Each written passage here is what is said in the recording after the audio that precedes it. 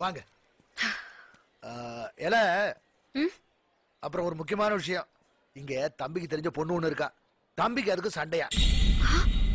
Sir அதெல்லாம் வேணாம், நீங்க வாங்க போலாம். இருங்க தம்பி, நீங்க எனக்கு எவ்வளவு பெரிய உதவி பண்ணிருக்கீங்க. நான் உங்களுக்கு உதவி பண்ண போனா நல்லா இருக்குமா? ப்ளீஸ் சார் வாங்க. இருங்க. எல அந்த பொண்ணு ஒரு அகம்பிடிச்ச கழுதையா, அதான் இந்த பைத்தியம் மாதிரி. அது